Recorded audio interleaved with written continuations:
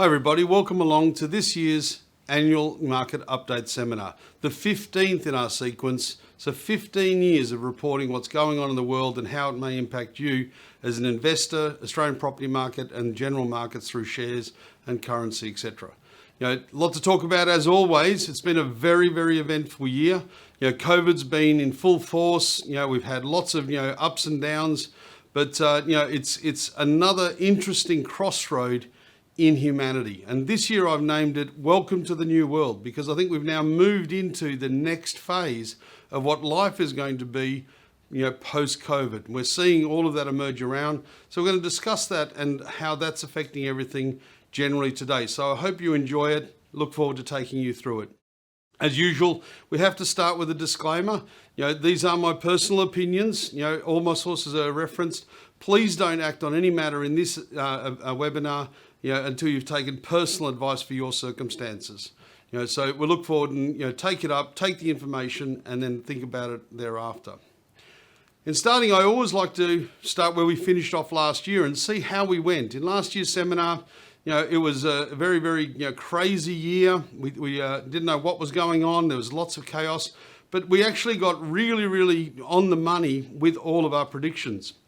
In regards to stock markets, we did think that the US market was probably overvalued and would be volatile, and the Australian market was undervalued and had the potential to outperform, and that indeed was the case. What we didn't see, thankfully, is a US market correction, at least not yet. But it has been a little bit volatile, but it's still been pushing forward and growing, which to me is quite remarkable. However, as you'll see in a little while, the Australian market did outperform. And no surprise there, because there was great value. In regards to currency, despite the fact that the dollar had dipped just prior to last year's event, I went on the record to say that I thought it was in its natural range of 70 to 75 cents. I still believe that. And factually it came in with a little bit of an oversurge to up to 79 cents before coming back to normal and now sitting in that 70 to 75 cents range as predicted.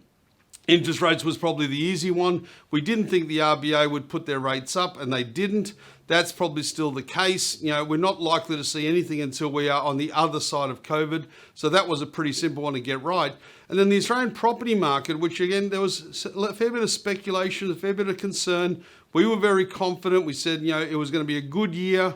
In fact, my quote there at the bottom was time to make a move on your property. And that was extremely apt. We saw double-digit growth across Australia. So wherever you bought, you would have done very, very well in the market. So congratulations if you took advantage and got your property. But we'll be discussing, is it too late later on? Should you still keep going? There's still so much more to consider in the year. So overall, can't really go much better than pretty much everything right, except for the fact we thought the US market might correct. I think you'll be happy that I didn't get that one 100% right, but keep an eye on it. Let's get straight into it. And I want to obviously start with COVID because it's been the dominant factor. And if we have a look at a recap of where we are at with COVID on a global basis, I put this up last year and I've kept last year's ranking from the December 20 seminar. And you can see pretty much everybody stayed in main position. The USA is still the number one country that has been affected the most by COVID. Worldwide though, incredibly, we have still got 500,000 cases a day being recorded. Now, having said that, the world is now getting more relaxed with COVID. Not like that here in Australia where I'm still hiding out in Perth, but the world is generally saying, look, it's here, we've been through the worst, let's get the vaccine out, let's start opening up. But that's with an incredible 500,000 cases a day. You can see there's currently still 19 million active cases on the planet, 6 million of those in the US alone. That was at December, and now we've still got 18,700,000 this year. So we're basically at the same level where it hasn't changed much 12 months on. The US still the dominant force with active cases. That's having a surge as we go through. But you can see total cases around the world since it began was 66 million in December, and it's boomed up to over 200 million cases of COVID recorded since it all began. So it's increased in 12 months, 160 odd million people have now had COVID more than last year. That's phenomenal. Sadly, deaths has gone from 1.5 million deaths to 4.7 million deaths. That's tragic. So that shows the severity of what we've been dealing with ever since COVID dropped on the doorstep around November, December of 2019. You can see there, the USA, as I say, has been the worst affected. India now in second place, but everywhere else is still going pretty strong. Australia has done remarkably well. It's sitting at 113th on the list of impact. It was 95 12 months ago, and it would have been a lot lower down the line had it not been for the recent breakout in Sydney predominantly and now Melbourne in the east coast of Australia. Those two have pushed the numbers up to where we're now at about 1,800 cases a day, thanks to the Delta variant. Now, we've still had surprisingly few cases. We had 20,000 this time last year, and we've now got 28,000 of total cases through Australia. Now, bear in mind, most of those have come from incoming passengers coming back in during the COVID restriction period and catching it from overseas, not necessarily in Australia, but it's still there. Total caseload, has been 80,000, and we've had 1,100 deaths. So that's, again, very tragic, but it's not catastrophic like it has been in many other jurisdictions. But again, if anyone doubts the severity of COVID, you just have to have a quick look at that scorecard to see the massive impact. Over 200 million people impacted, over 4.7 million deaths. That's pretty tragic. But the problem is, we're having to move into the next phase, which is acceptance of COVID. We don't have to make it the bogeyman that it's been all the way through. We have to learn to live with it, and we also have to rationalize it a bit. And part of that comes from looking at the alternatives. And you see here, causes of death globally in 2019 overall, the leading case was, heart disease with about 9 million deaths in 1 year. COVID's come in at 4.7. So stroke, also high, and respiratory diseases, which COVID is one of, significant. But you can see, to give perspective, 4.7 would only put it third on the list of what would normally be causing death in the world anyways. Now, a lot of argument over what constitutes a COVID death, because of course it impacts people that have existing ailments. And if they die with existing ailments as a result of also having COVID, it is a COVID death. So it's going to distort the numbers a bit when we see the 20 and 21 and probably into 22 results. But I'm putting this here not as a point of controversy, but a point of reality. We have to accept that those 4.7 deaths over coming up to a 19-month period are significant, but relatively low compared to the two biggest killers on the planet, being heart and stroke. That's the sad part. That's the reality. We have to come to terms with it. In terms of what is COVID normal now, well, that's going to be different things to different people. But in my mind, the biggest thing is the fact that we're going to be re-tagged as global citizens into two key categories. Not European or American or Australian or this or that. It's going to be vaxxed and unvaxxed. That's literally going to be the categorization everywhere you go. Have you got the vaccine? Yes or no? And that's going to lead to all sorts of issues. And how long do we have to get this vaccine? That's also, to me, a red hot topic. Now, already we're having talk about boosters, but how long are we going to be having annual boosters, annual injections, updates to our vaccine?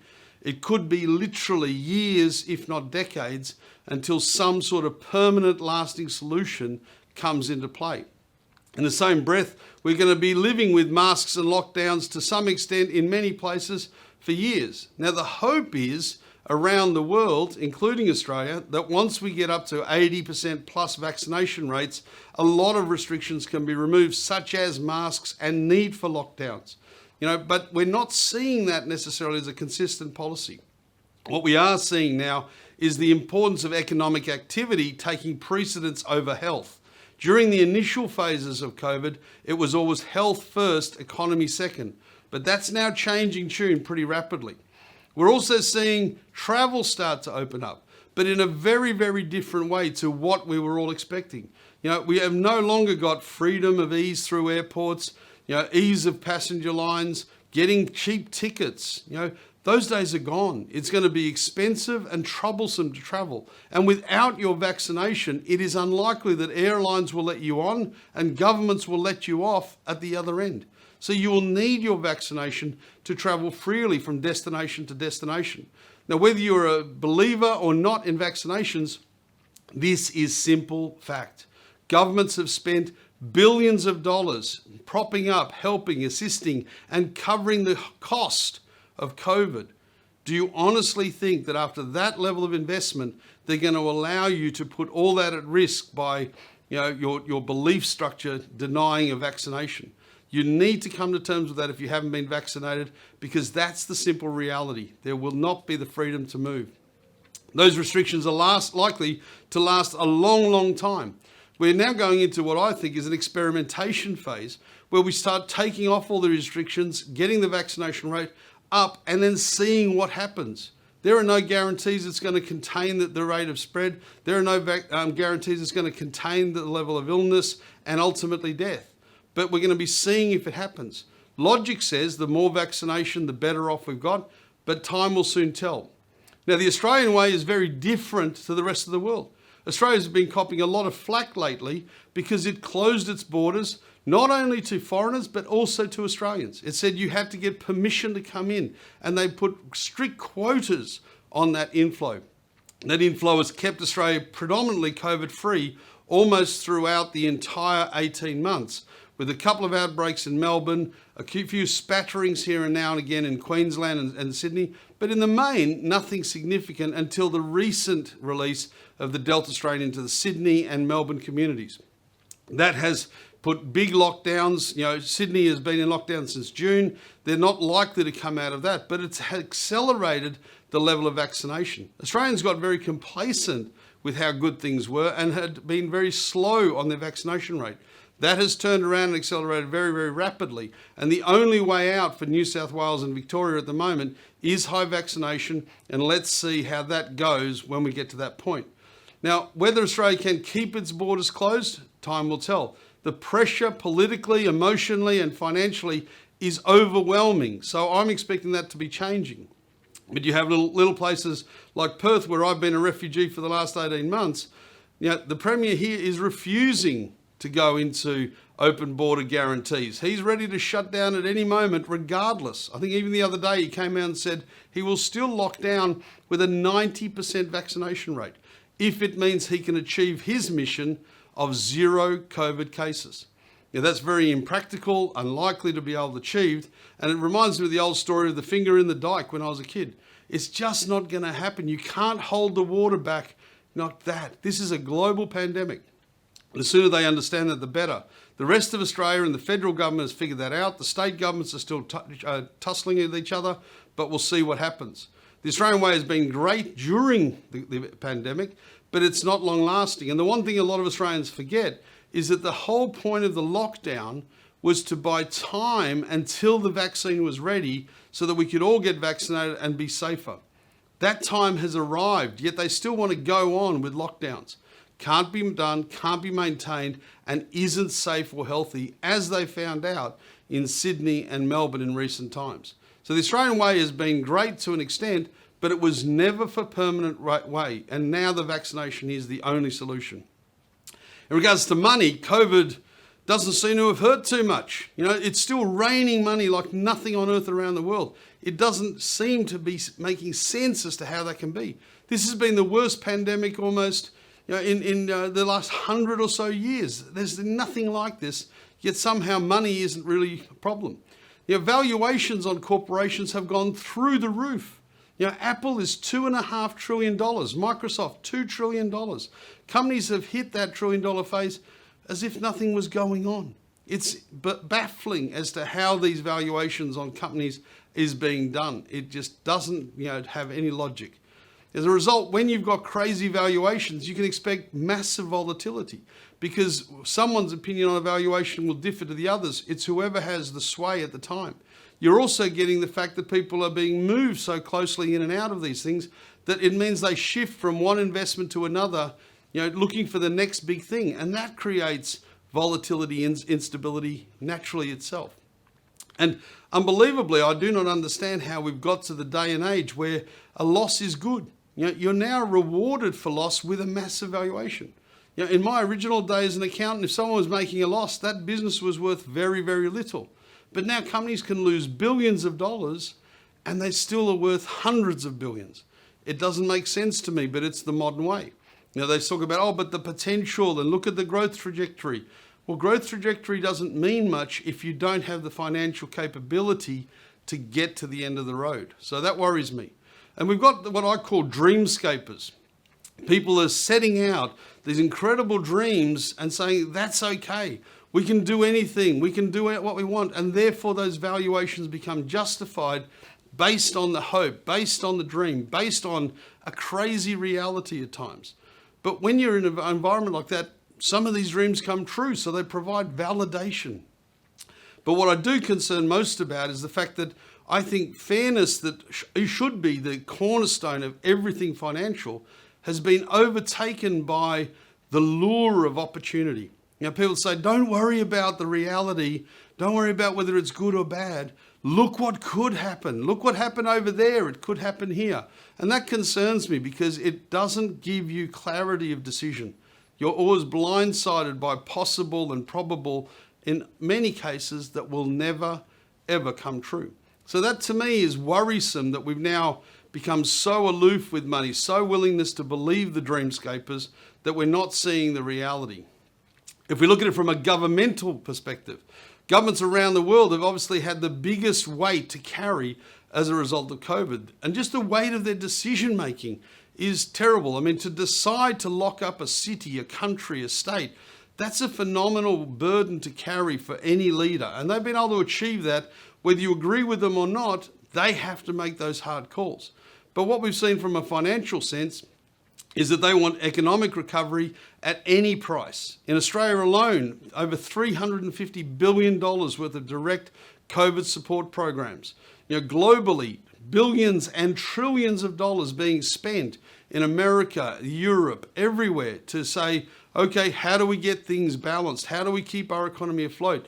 There is no end to the spend. So what I call blank check democracy, it's whatever it takes to keep everybody moving forward, which is frightening to me. I don't like this whole thing.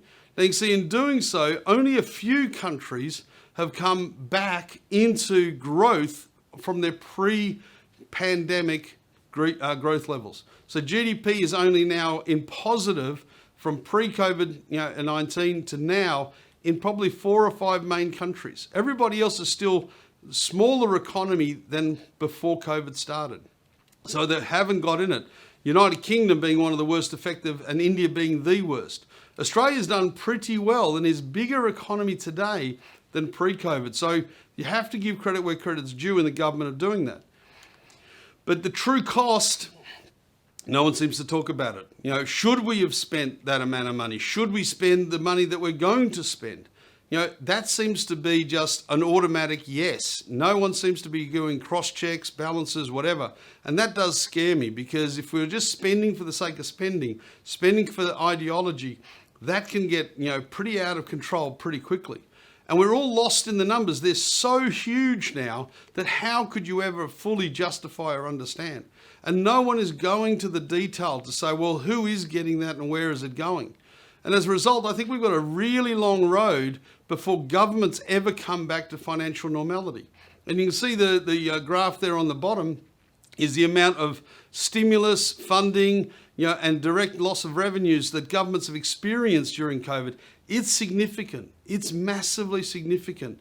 So people don't realize how big a dent it is. That's expressed as a percentage of what GDP was.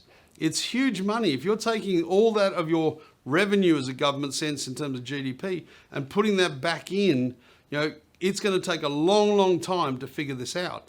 And as a result, I'm worried from a global sense about what I call the deficit disorder. There's arguments about ideology, but debt is debt in any language. And if you have a look where we've gone, here is a graph that shows you what is the debt levels of advanced economies, emerging economies, and the low-income developing nations.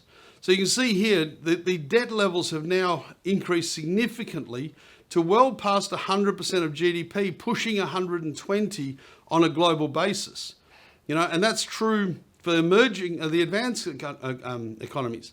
For the emerging ones, they're a bit less because they don't have the borrowing power that the advanced ones do. And then for the developing countries, they've still kicked up.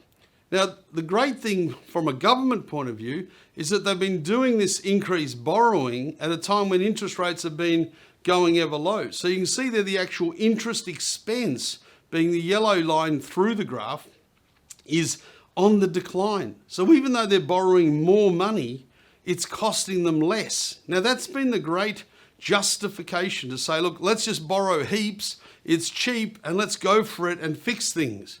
Well, that's all well and good as long as interest rates stay where they are. Or if you can get it remedied before rates start rising and get it paid down before that interest cost creeps up. Because if you've got a large debt, when interest rates move from low to high, you've got big problems. And affordability, is going to be a big issue. Now, again, it's going to be the people that miss out because something's going to have to give. If the interest cost is going to be spent, then health might have to suffer. Education might have to suffer. So with all the governments not caring about this level of debt and not planning on the reduction, there is a potential risk of massive proportion down the line as interest rates come back to normal. Not only that, but that debt does put people under pressure because if you've got debt, you've got to be beholden to the person who lent you the money. And it begs the question, where did all this come from, this money? Who is providing the trillions of dollars and required for governments to do these stimulus packages? I don't know anyone who has a spare few $1 trillion aside. And not only that, I don't know anyone with a few billion or hundreds of millions that would lend it out at literally 0% interest. But if you look at the graph there all the way back to the 1800s, you're looking at the major events in the world, World War I, World War II, the global financial crisis, and now what the IMF call the Great Lockdown. It's not the COVID recession, it's the Great Lockdown. You can see debt peaked up now to the highest level it has been since World War II. And we had been on a rapid repayment cycle, right up through to the 70s. And then all of a sudden culture shifted to go, hey, let's borrow.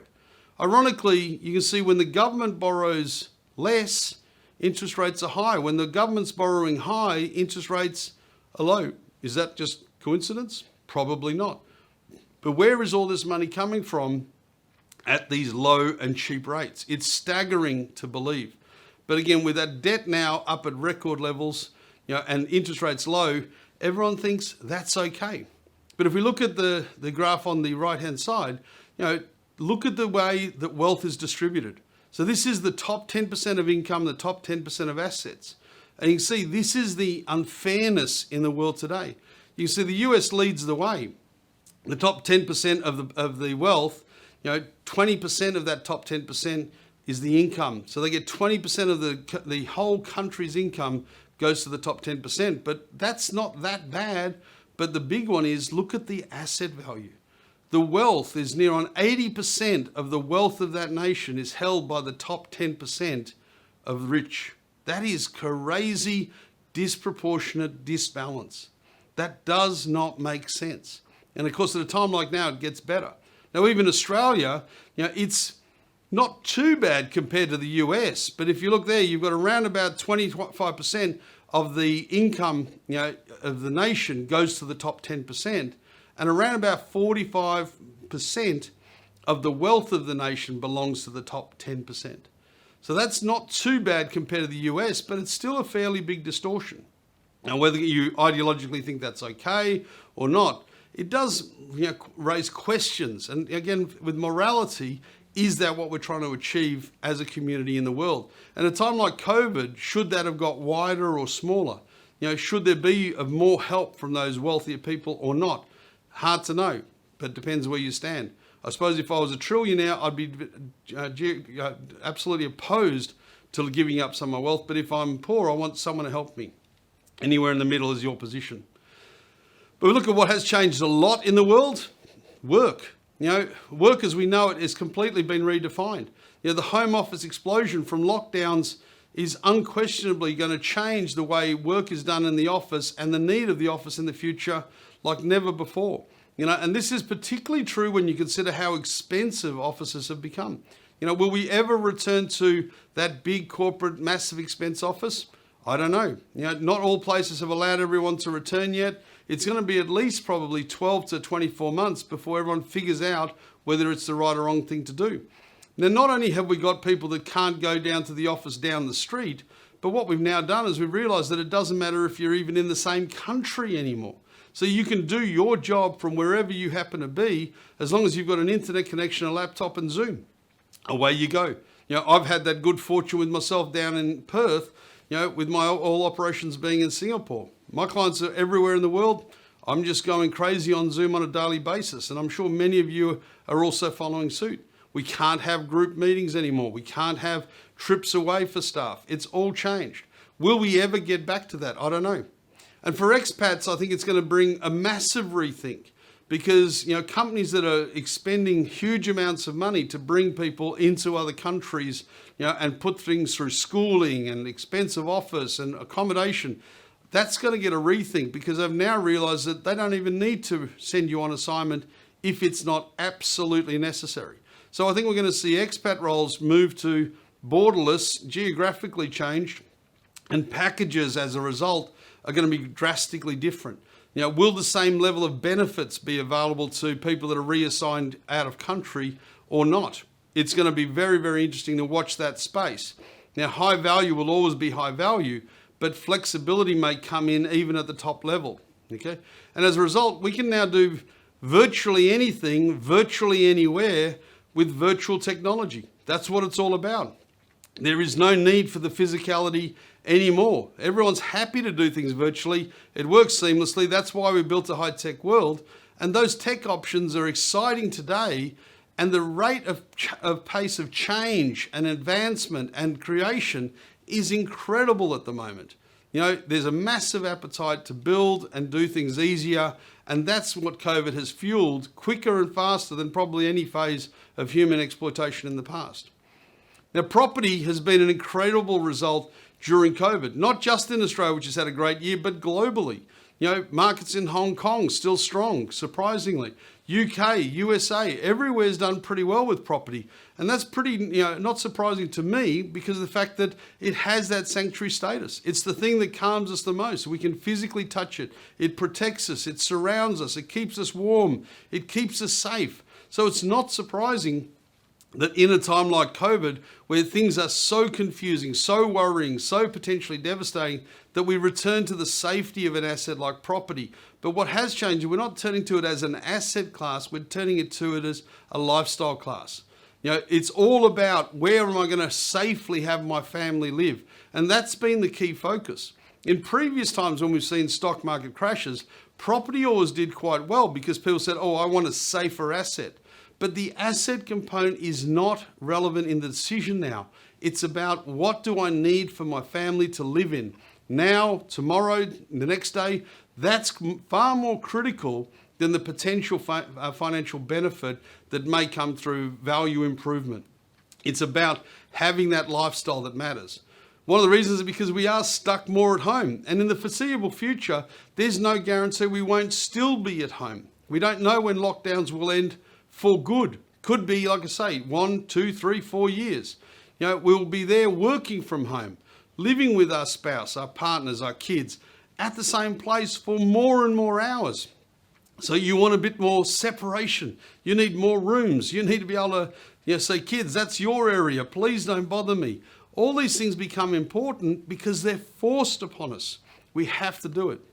And of course, we're not getting the chance to travel out and enjoy that. So as a result, we're more worried about having our home as our vacation spot, a forced vacation in some cases, than we are about where will we go on the next vacation, because that's only just starting to come in as an opportunity and thing.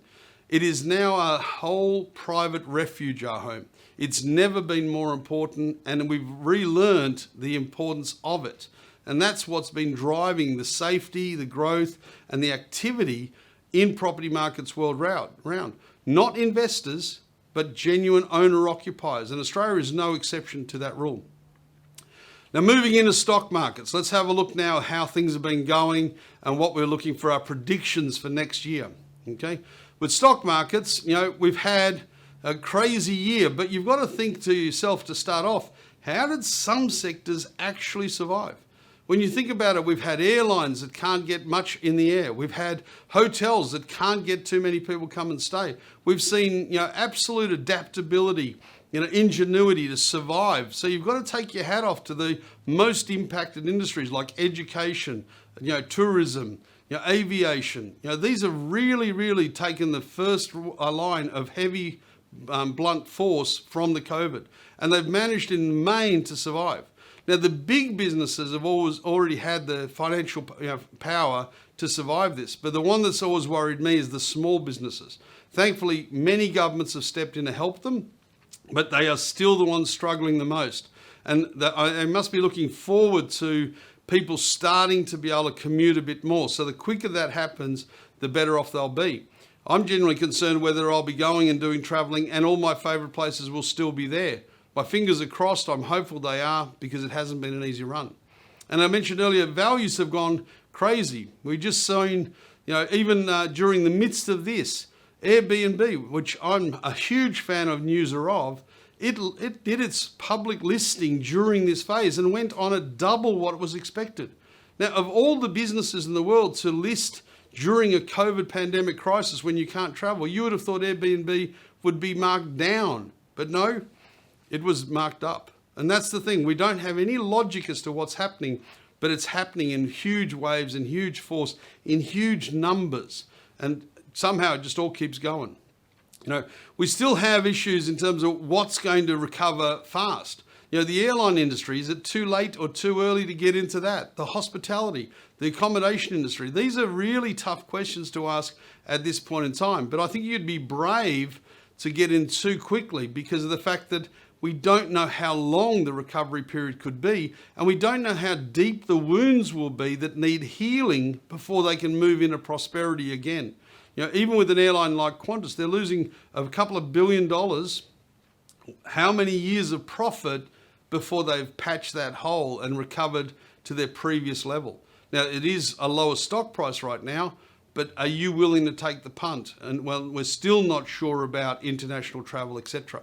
So again, you've got to be brave if you want to take those recovery lines, but just always remember, fortune follows the brave. So if you are going to be brave, do your research, check it out, and make sure you make an informed decision because it could be lucrative.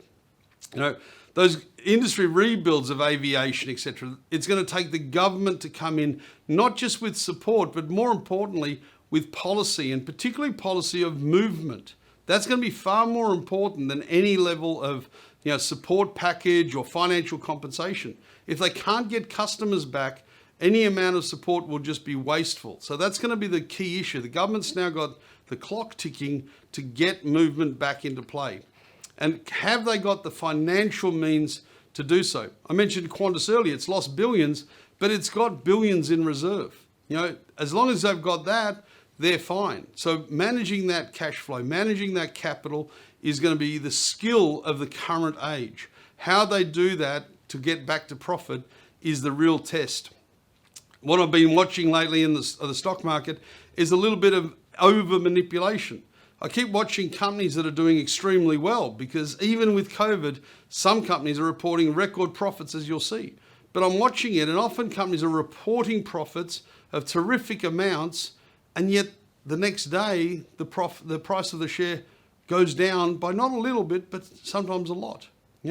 We've seen that on a regular basis, and that's because I think of too much back-end manipulation. Too much of, we thought they'd do better, even though it was often a record profit. So you've got to be careful about what's going on. There's not enough truth in the market for my liking right now, and not enough regulation because the government is busy looking after what they have to do with COVID. And as a result, I just remind you every single year, particularly at a time like now when I think markets might be a little bit overheated, make sure you feel comfortable with the value of your acquisitions.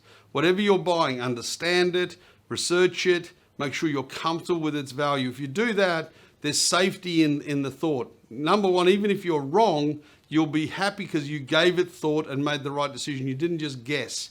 But if you get it right, the profit can flow. Let's have a look at how the stock market went over the last year. And you can see, surprisingly, 12 months, it went over almost 30% in Australia and the US. That's phenomenal. So the green line being the Australian market, the blue line being the US, and the purple line being the FTSE in the UK. Terrific growth. But you can see it is pretty volatile. There are some peaks and troughs there. There's movement, but overall, we've seen, that positive trend moving forward. That's quite surprising given that we're still right in the midst of all this, particularly in the US where you saw those numbers are phenomenally high still with caseload and daily cases. Huge, but somehow it doesn't matter to the stock market. We'll see what goes on. Concerning, but this can't seem to stop at the moment. It's a real bull market.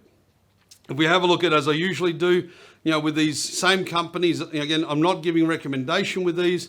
I've just used these as the same reference point in every event. And you can see here, the amazing thing to me is, we've just had the world's biggest pandemic for 100 years. We've got issues, we've got economic pressures, we've got infrastructure problems, we've got movement restrictions, we've got everything going against almost every business.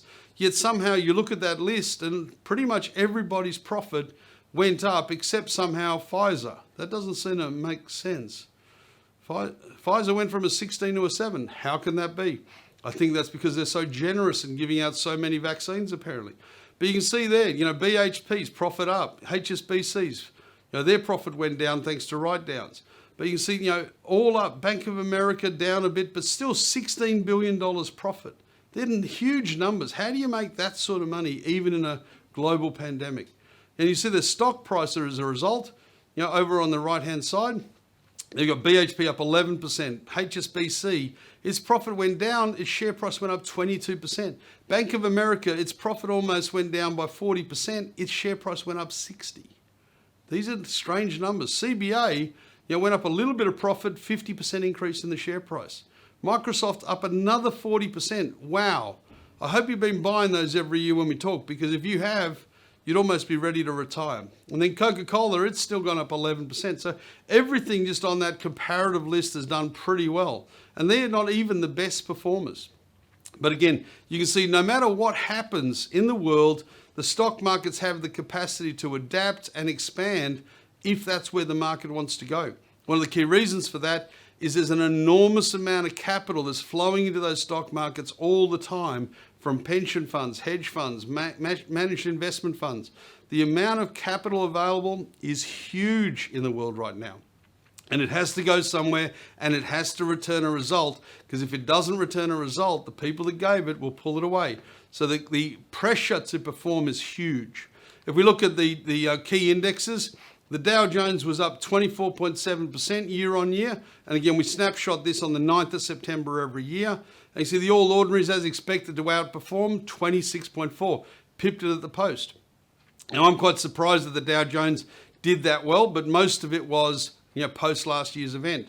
And the FTSE had a great year at 16.7, even though they've been massively impacted by COVID and have had some of the longest restrictions out of almost every country on the planet. So you can see, despite what might be going on, money doesn't seem to care. And money somehow makes money all the time. Hence why that rich get richer philosophy. Hence why that 10% of the wealth, 10% of the rich hold 80% of the wealth. It doesn't make sense in the US. But this is why, because the wealth have the money deployed and invested and find a way for it to go up in value. Whether it's real or not, it doesn't matter. These are locked in. They cash out their profits, I'm sure, and therefore that wealth becomes real. Again, just as a reference point, let's look at Bitcoin. Last year I was saying that speculators had come back, and last year I was flabbergasted that Bitcoin, which again I remind you is officially worth nothing, had hit a market capitalization last December of 360 billion. And I said, how can you value anything if nothing, which Bitcoin is worth 360 billion? Well, just to show you how much nothing became worth over the course of the year, there's Bitcoin going from a 360 market cap in December, and it hit $1.18 trillion value in April. So that's almost tripled in value in the course of less than 4 months. That is unbelievable. But it happened. So it can't be unbelievable. It was factual. And this is the crazy thing. How can you ever say that nothing is possible or that that matters or that's right if anything can happen? And Bitcoin always proves the point because it's factually nothing. It fell from 1.18 trillion to a low of 559 just 3 months later. But look, it's already recovered back to almost $1 trillion as recently as this week. So how does that happen? How does something this volatile go up and down? Very simple. Volume. There's almost 70 million punters with Bitcoin wallets in the system. So if you can get millions of people to believe the same story at the same time, you can do anything financially. And that's what it's all about. Now, to finish off with the stock market, where do I think the next year's stock market goes?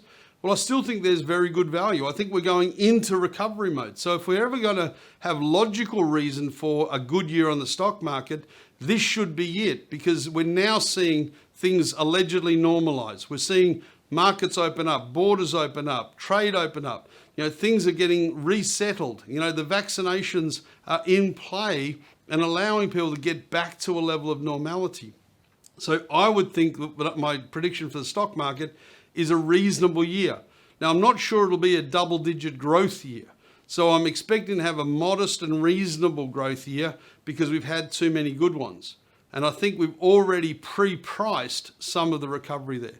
So prediction number one, stock markets to be reasonable. Let's have a look at the Australian dollar. Now, the Australian dollar, you can see there, has had a little bit of an overcorrection in my mind. I'm a strong believer it's always been in the 70, 75 cents natural range. And we see it move through that up to as high as 79 there for a little while. Everyone was pretty worried. And again, we go back just to the previous year and it was touching 60 cents Aussie to the US. That's pretty low. But we see we got all the way back to 79 and then it's now recorrected and it's back in that 70 to 75 cent range, which I do believe is the natural range. So I'm going to stay with my prediction for the currency to 70, 75 cents. I still believe that to be what I think is a comfortable range. And the reason I believe that is Australia still is one of the strongest economies in the world and therefore deserves to have a reasonably priced currency. If you look at the GDP growth, we did technically go into recession for 1 quarter and then bounce back out. And not only bounce, look, we've come back with an 8% plus GDP growth year on year now. Now, don't get excited about that. That's not the new norm. It's because GDP is coming off the low base of the low point 12 months ago.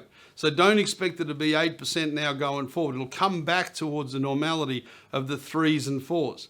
But that's still very good numbers in a very weird world. But importantly, it's what makes up that growth. And to me, you can see the primary driver of GDP growth is not government spending, it's not mining activity, it's not business activity, it's good old-fashioned consumer consumption. It's you, me, and Mr. and Mrs. Everybody going out and just living a normal life. Buying food, buying groceries, driving our cars, changing things over, moving around. And I've said for over 2 decades now, that's all that's required. There's enough activity from normal living to stimulate growth. And proof in point is that consumption driver is literally 6% GDP growth by itself this year. Again, kicks back quickly because a lot of people were in lockdown, they couldn't spend much, but that shows that it's still underlying strength. It's not stimulus, it's just normal activity. And that's why I'm comfortable and confident in the Australian market and economy staying where it is and justifying a good currency level. If we look at interest rates, unbelievably happy here. They've stayed low for the last 12 months. They're unlikely to go up. We're sitting at an official rate of 0.1%. The RBA has on record for now the last 18 months or so to say they did not expect to put interest rates up for 2 to 3 years, and they've held that line. We basically now just get a formality of an announcement. Interest rates are the same. But there's no room to go down, but there's room to go up. But if we look at global ones, policy interest rates around the world, you can see, some of them are in negative interest rates. That's phenomenal. Who would have thought that could ever happen? But it is going on now. Now, one of the things that you need to be mindful of is we haven't had a rate rise for a long, long time now, since November 2010. And it's the old saying, what goes up must come down, what goes down also has to go up. So I still believe, and I'm holding my line here, that the next shift is up. I can say that because there's no possibility of any further down, to be honest.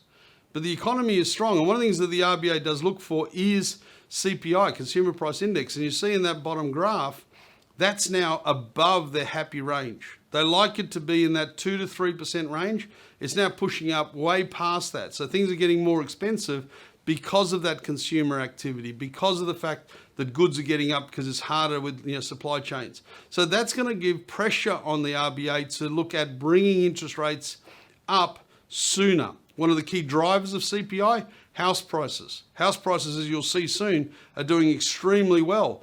A lot of people blame interest rates for that. I'm not in that basket myself, but it's certainly a factor. And one of the ways they can cool the house market is to lift interest rates, and that therefore has a dampening effect. So expect interest rates to go up in the not distant future. They said that they won't put them up, but I think they're going to be under pressure to do so from a financial sense, with that CPI and with those growth numbers coming in better than expected.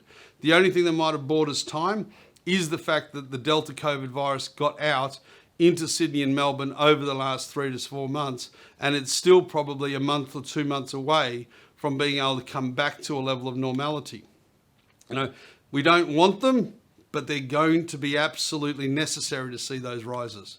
As a result, you really, really, really should be considering, if you've got debt in Australia, looking at fixed interest rates.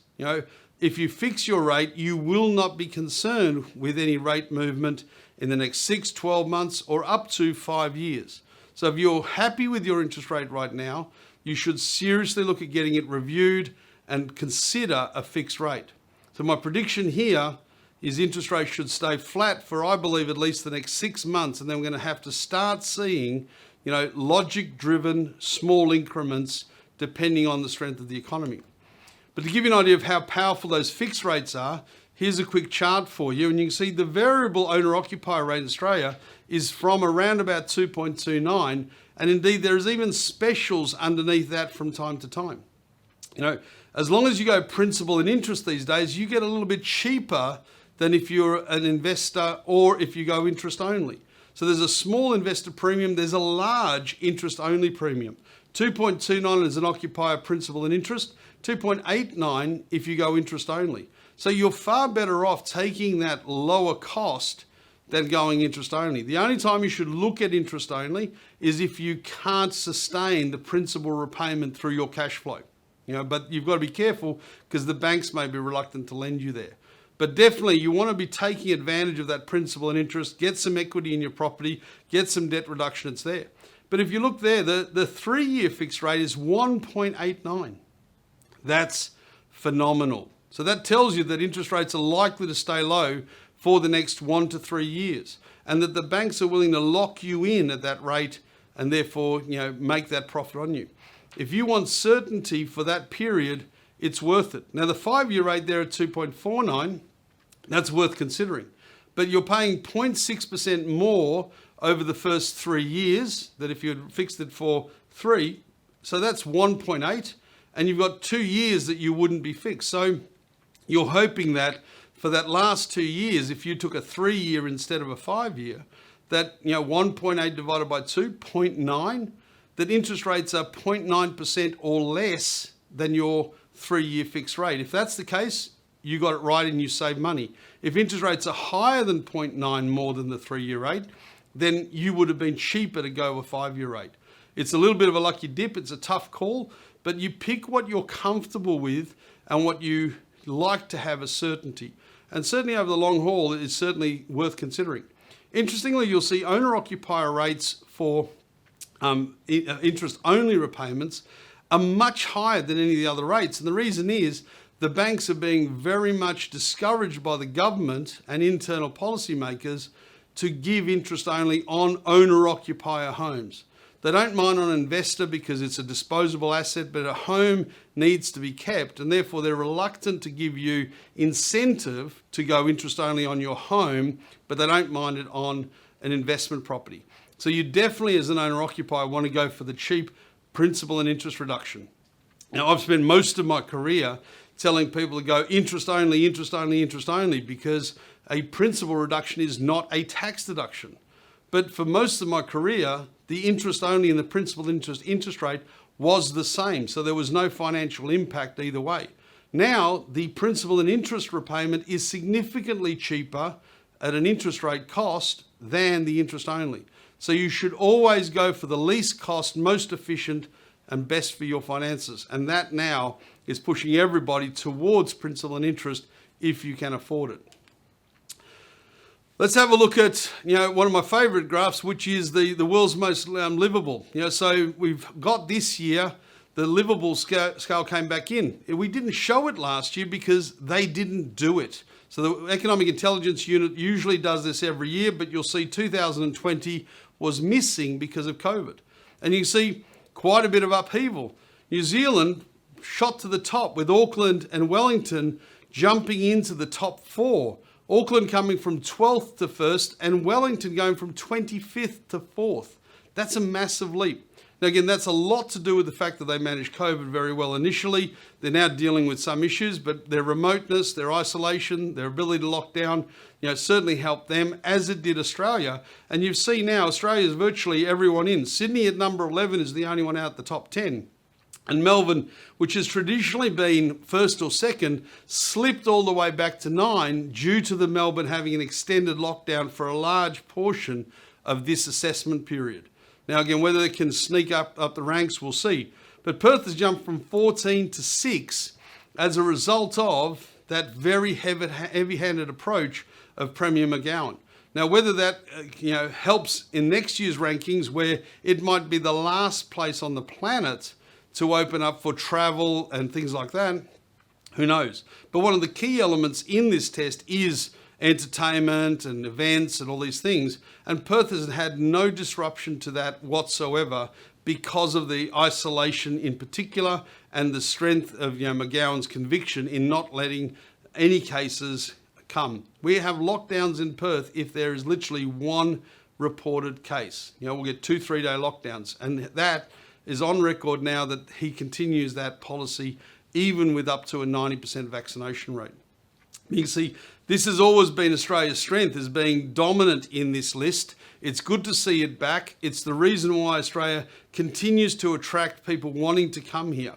The negative press of the ability to come back, I think that's going to have an impact. But overall, people want to come safe. And if you come from a country that's had massive issues with COVID, massive health concerns, massive deaths, you're going to certainly look at Australia with only 1,800 odd deaths as a place that you would rather be if it ever happens again. If we look at the population though, COVID has put that population growth on pause. Australia's traditionally been that 1.4 to 1.8% population growth, but last year it dropped to 0.5%. Now again, not because people didn't want to come, but because people couldn't come. The government federally and with the support of the state premiers introduced strict caps on who could come into Australia. Only a few thousand a week were allowed into Australia, all into 2-week isolation, to see if they had COVID, get them healthy before they were allowed to go out into the general populace. That was a key strategy into Australia's success. But a reminder, it was done to buy time for the vaccine, not as an alternative strategy. And that's where it has got confusing. But you can see everywhere did pretty well. And the only one that went backwards was pretty much Victoria. It shrunk significantly from 120,000 usually down to almost nothing. So that state has shrunk down massively in expansion. The reason for that, it had a huge student population, of which many went home during COVID. And as a result, that place has got big problems in what we call stops. And they're apartments that are small, tall and overpriced. We've been warning people about those for over 8 years now, but it really came home to roost during COVID because the people that primarily occupied those smaller apartments that are hard to live in were students. And that student population in Melbourne had always been massively strong and refreshed every year, but this year they can't come in. Now we're still probably 3-6 months away from allowing students back in to any grand scale. So it's going to be a long time before that market in Victoria recovers. But everywhere else is still creeping up. Now WA, etc., doing nicely in range to what they usually, but we still had 136,000 more people through COVID. The government had predicted this would drop down to 0.2, but at 0.5 it's still looking pretty good, and I'm hoping that we're not that far away from opening up those quotas, getting more people back, both Australians and migrants, and getting that population back to its more normal levels, which is great for the economy overall. But importantly, the economy has been doing well despite this lowering. The property market has been doing well despite this lowering. So imagine what's going to happen when these levels go back from the 136,000 increase back towards those $300,000, $350,000, $400,000 levels. The surge in economic activity is going to be significant and profound. Okay? To show you the sub-look of those though, we have a look at New South Wales, which did grow its population, but you can see there, they had a lot of babies being born. So that's net increase, so births after deaths. But you can see the dark blue line is net interstate migration. A lot of people have sold up in New South Wales and gone to other states, and you can see Queensland being the key benefactor because it's so close, and the northern weather and all these sorts of things. And same in Victoria. You see Victoria had good births, but it had negative movement into other states. But you can see the yellow line was net overseas migration. Now Sydney increased its net overseas migration because there was an influx of expatriates came back, and most expatriates come from New South Wales. So it's only natural to see that kick up nicely. But you can see there, Victoria had a net negative impact from overseas migration because that's all the students that went home as the mess was starting to hit the fan. So you can see there, that's an interesting impact. Queensland being the primary benefactor, and then WA had good natural increases, and it had net overseas migration. A lot of expats did come back, but not as many as New South Wales, but a significant amount to strengthen that economy and build it. Everywhere else was pretty much flatlining, but Queensland, good births, an incredible amount of additional people coming up from Sydney and Melbourne. Now, where that's massively important to note is that most of those people are selling their homes. So when they sell in Sydney or Melbourne, they're getting substantial sums of money, far more than is required to buy a better home in Queensland. So you're now seeing that shift of money from those bigger states of Sydney, Melbourne, New South Wales, Victoria, into Queensland, which has always happened traditionally, but is going to be stronger at this point in time than ever before, and probably will have a lasting effect, greater than we've ever experienced. So it's important to remember that, as we'll discuss. In regards to the property market overall, we've seen that what is the primary driver in the market right now is owner-occupier. It's not an investor-driven surge. It's absolute owner-occupiers looking for somewhere to live better than they used to have to survive any future COVID lockdowns or issues, and recognizing that if this is the world, let's have a better lifestyle. And that's what the focus of attention is. We're also seeing the fact that a lot of the owner-occupier activity is because it's now, thanks to those interest rates, cheaper to own a property than it is to rent. So many people have been putting off the decision to own, waiting and spending the money on holidays. They've flipped around and started owner-occupying. Have you missed the boat? I don't think so. I think we're at the beginning of this push, not the end. And a lot of that is because it's not boom or bust mentality. This is genuine demand with lack of supply, with a market that one of the largest stimulation factors being population growth is at record low levels. So to me, I don't think we're anywhere close to where it's going, but you have to be careful of what you're buying. Risk is genuinely in the market. There is no doubt about it. You do not want to buy for the sake of buying. You're going to have to buy something that is really, really nice at a price that you're going to have to pay more than you're willing to pay but you've got strength in the quality of that asset. But if you just go, that'll do, and I'll pay a crazy price for that, I'm not sure you'll be happy with that decision later on. Whatever you buy, recognize that there's risk, and the single best way to mitigate risk is through quality. Buy the best property you can afford, whether it's location, size, view, features, whatever it is, get the best property you can afford and then enjoy it. That's the key. Incredibly, investors are still sitting on the sidelines. One of the key reasons for that is just natural human nature. Everybody knows that there's opportunity to be made, but everybody is still saying, well, have I waited too long? Is it too late to buy? Will it come back? And let's face it, when you're buying a property, particularly if it's for investment, you want to pay the least you can. So when prices are rising, you're not inclined to jump in. You're hoping that they calm down or indeed fall. But it's unlikely that's the case because it's not investor-driven movement in the market. It's owner-occupier genuine demand that's pushing prices. So if you want to be an investor, you better find your place in there and nuzzle your way in. And be ever mindful that migration is on pause. And I'm warning you, that is only likely to be for the next 6 months max, maybe 12 at a push as it trickles back in. But when that opens up, expect a flood of not just people, but capital. And they're going to want to live in a lovely house and start a lovely life. So get ready for that, it's coming. Confidence is not dwindling, it's still growing in the marketplace. And of course, as these results get good, so too does confidence. Oh, if it's going to go up, I might as well get in so I don't lose out and pay more tomorrow.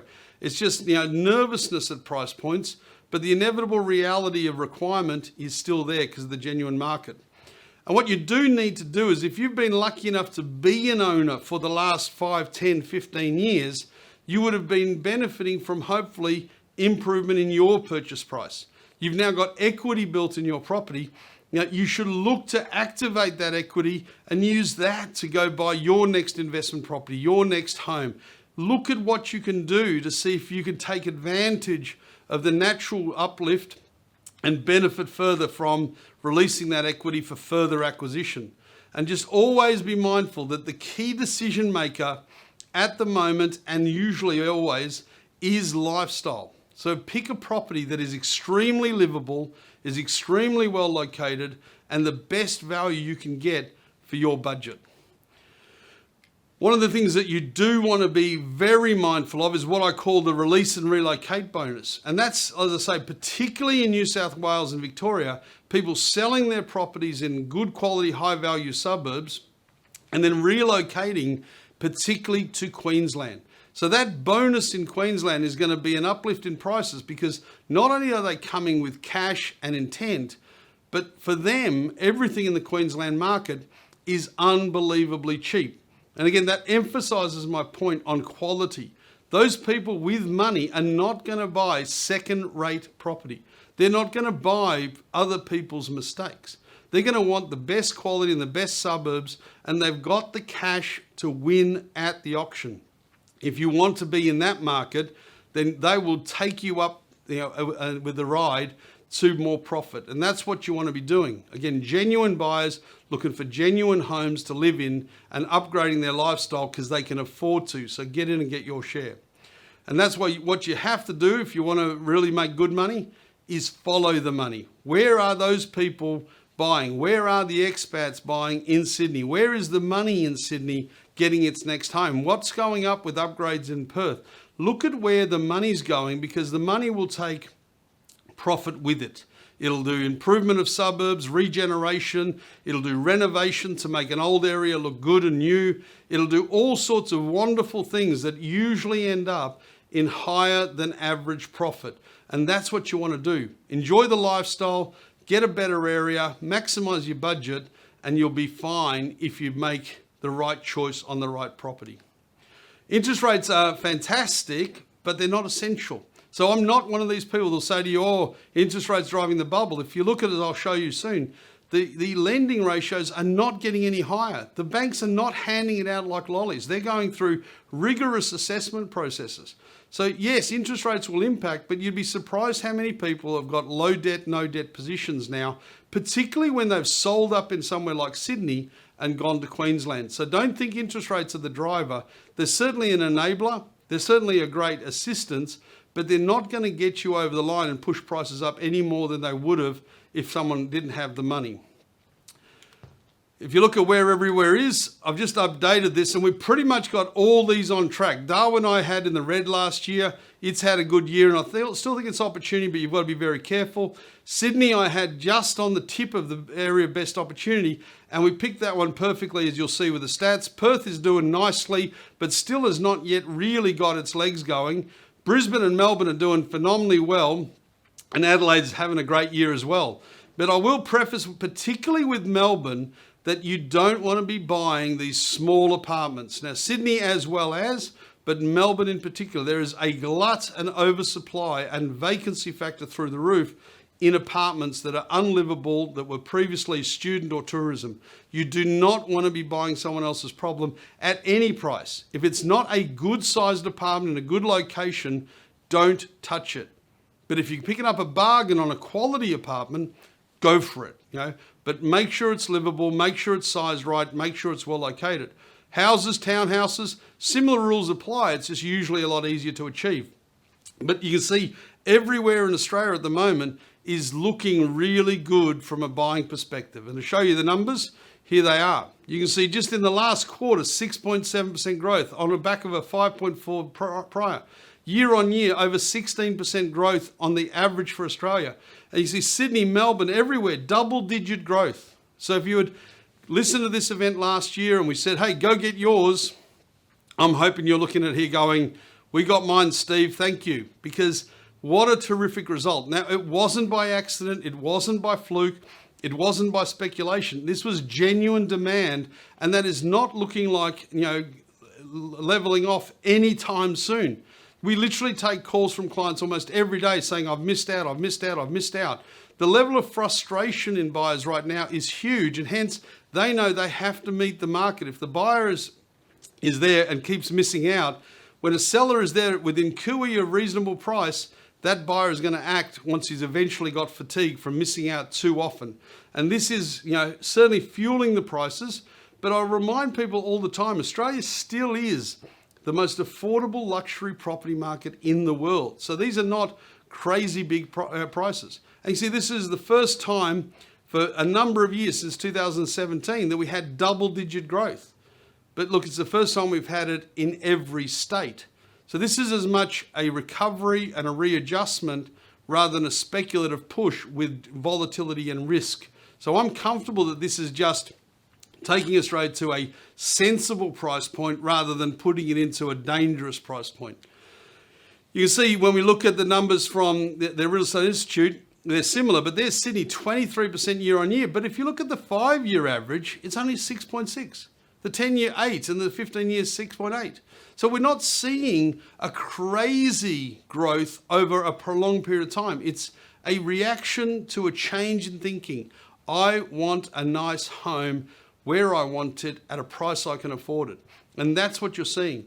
There is genuine buyers with capacity in the market, both from coming from overseas and more importantly, from within Australia. Most of the buyers by a long, long way are upgrading from within Australia. It's not foreigners, it's not expats that are changing the market massively, it's the local domestic market. And hence why we're getting a surge now, but not over a prolonged period of time. And you see Perth for the first time is nice and profitable, 8%. It was in negative for the last 5 years. So this is long overdue, as we've been suggesting would happen. And we're very happy that it's come about. And that's still, I think, good opportunity. It's still underperforming. But you see the long-term averages are there. I think I messed up my Brisbane number, so please apologise for that. I'll fix that. And we'll see what happens there. It's a nice result all around Australia. Now, this to me is not a speculative shift. This is a natural and proper adjustment. And as a result, for my prediction for next year is I think we're going to have another good year in the Australian property market, but I am going to suggest that it will not be double digit, that it should temper back to sub 10% growth. Hopefully in the range of 6 to 8, which is sensible and moderate. Now, two reasons for that. The market will naturally readjust, and two, it's hard to get double digit on top of double digit growth. The amount of quantum of growth is going to be similar, but on a bigger base, so therefore a smaller percentage return. So we'll see what happens in that regard. And then if you look at the adjustment to the average, there's Sydney. It's actually gone the opposite direction to what I expected.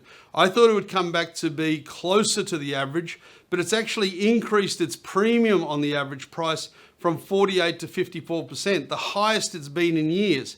And that just shows the power of the active market, both expatriates and locals, upgrading, improving. Now, some of that could well be because a lot of these homes that are being sold now have been going under, significant renovation. So that can also push prices up. But it's because people want where they want. And in Sydney in particular, the supply is incredibly tight. Very few people selling, lots of people wanting to buy. No surprise to see a surge, no surprise to see a premium.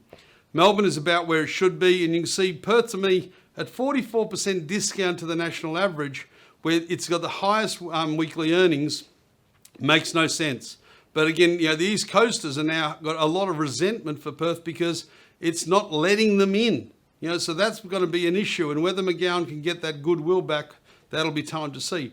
But overall, everywhere still very good value in Australia if you get quality, and that really is the key.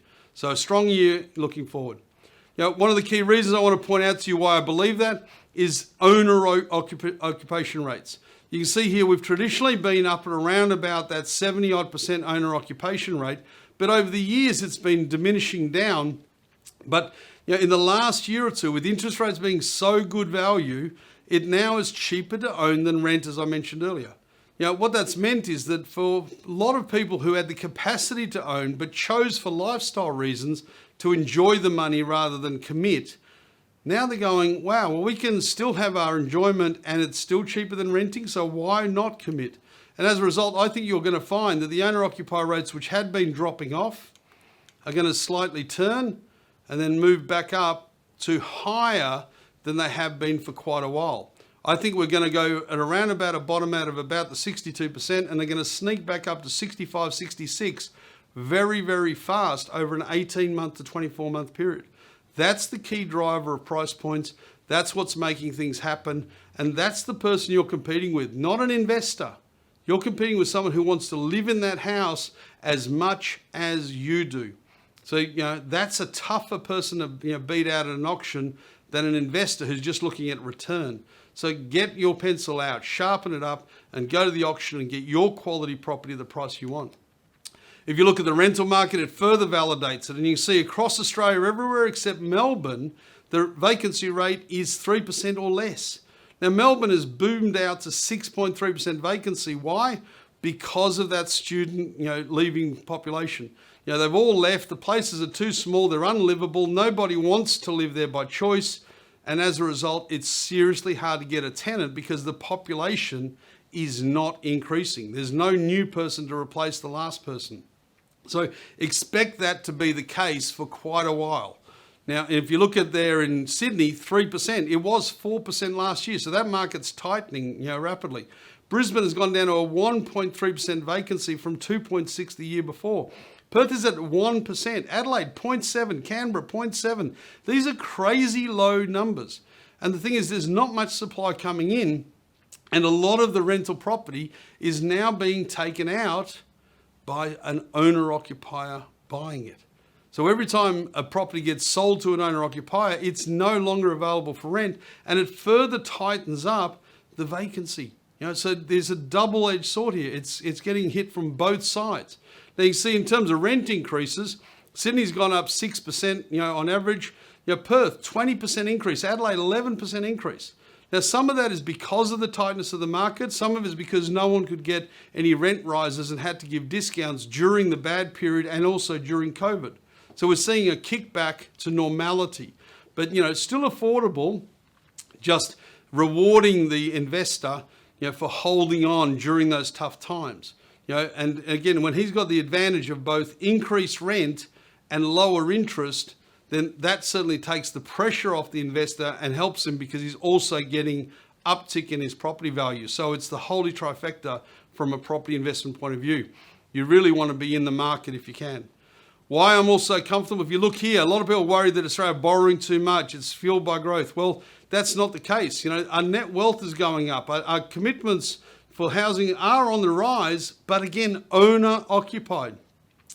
But not disproportionate. You can see in terms of the ratio of debt to income, it's actually tapering off. So the amount of debt in relation to income is getting lower, not higher. So we're not seeing madness in the market. The bank's lending policies are sensible and require you to properly prove you can afford it. But you can see the big thing there is on the bottom right, household wealth is improving substantially, not just from property, but from all aspects.